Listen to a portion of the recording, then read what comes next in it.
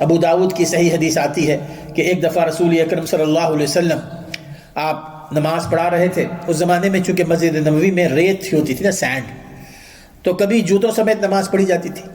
جوتوں سمیت نماز پڑھی جا سکتی ہے بشرطے کہ کارپیٹ نہ ہو. اگر ریت ہو، اگر باہر کہیں گراس پہ آپ نماز پڑھ رہے ہوں اور آپ کے ساکس گیلے ہونے کا اندیشہ ہو، تو آپ کے جوتے اگر تلوے صاف ہوں نیچے اور صاف ستھرے ہوں، اس پہ کوئی گندگی نہ لگی ہو، تو آپ جوتوں میں نماز پڑھ سکتے ہیں. رسول اکرم صلی اللہ علیہ وسلم نماز پڑھا رہے ہیں. ابو داؤد کی صحیح حدیث ہے. عین نماز کے دوران رسول اکرم صلی اللہ علیہ وسلم نے اپنی چپل آپ پہنے ہوئے تھے، آپ نے اتار دی اور ایک کنارے پہ رکھ دی نماز کے دوران ہی، اور نماز اپنی جاری رکھی. صحابہ پیچھے کھڑے ہوئے تھے، انہوں نے بھی اپنی ساری چپلیں اتار دی. جو دیکھا رسول صلی اللہ علیہ وسلم کو کہ یہ چپلیں اتارے ہیں، اپنی چپلیں انہوں نے ساری اتار دی. رسول صلی اللہ علیہ وسلم نے جب سلام پھیرا تو آپ نے فرمایا کہ جی کہ میں نے تو چپل اپنی اتار دی تھی، لیکن تم نے کیوں اتاری؟ ان کا جواب دیکھیے، رَأَيْنَاكَ أَلْقَيْتَ نِعَالَكَ فَأَلْقَيْنَا نِعَالَنَا. بڑا سیدھا سادہ جواب. ہم نے آپ کو دیکھا کہ آپ اپنی چپل اتار رہے ہیں تو ہم نے بھی اتار دی. ہمیں ریزن جاننے کی کیا ضرورت ہے؟ سبب جاننے کی کیا ضرورت ہے؟ جب ہم اسباب کی تلاش میں رہتے ہیں نا، شیطان ہمیں بھٹکا دیتا ہے. میرے دوست، صاف انہوں نے کہہ دیا کہ ہم نے آپ کو دیکھا، ہم نے آپ کو فالو کرنا ہے، ہم نے آپ کو فالو کرنا ہے.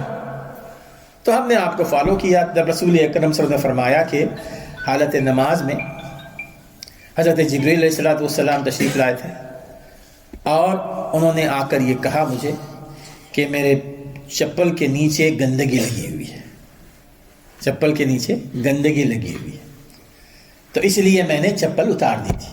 اگر گندگی لگی ہوئی چپل پہنیں گے تو نماز تو نہیں ہوگی نا.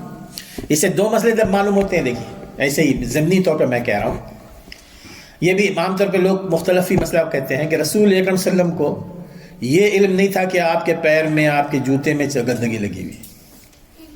ہم تو کہتے ہیں کہ آپ کو سارا علم ہے، آپ کو اپنی جوتی کا علم نہیں ہے کہ وہ صاف ہے کہ گندی ہے. اگر علم ہوتا تو کیوں آپ پڑھتے ہیں؟ جان بوجھ کے تو نہیں پڑھتے. ایک بات تو یہ معلوم ہوئی جو عقیدے سے تعلق رکھتی ہے. دوسری بات کہ آپ نے 1 رکعت نماز پڑھائی یا 2 رکعت نماز پڑھائی تھی، اس کے بعد آپ نے اپنی چپلیں اتار دی اور اس کے بعد نماز مسلسل جاری رکھے، اور جیسے یعنی اور باقی جو 1 یا 2 رکعت باقی تھی اس کے بعد سلام پھیر دیا. اس میں آپ نے یہ نہیں کیا کہ جو نماز آپ نے چپلوں سمیت پہنی تھی اس کو دہرایا نہیں.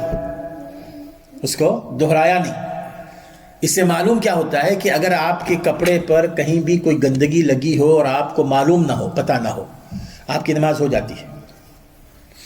اگر آپ کو علم نہ ہو اس کا، اگر رسول صلی اللہ علیہ وسلم آپ اپنی نماز کو دہراتے تو معنی یہ ہوا کہ جی کہ جو 2 رکعت آپ نے وہ گندگی لگی ہوئی چپلیں پہن کر پڑھی تھیں وہ باطل ہیں، وہ صحیح نماز نہیں ہے، تو آپ دہراتے.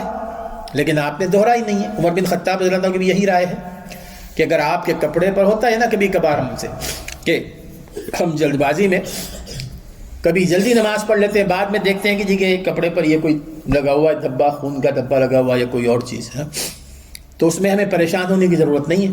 اگر آپ کو نامعلوم ہے تو پھر نماز ہو جاتی ہے، اگر معلوم ہے تو پھر نماز نہیں ہوتی. بہرحال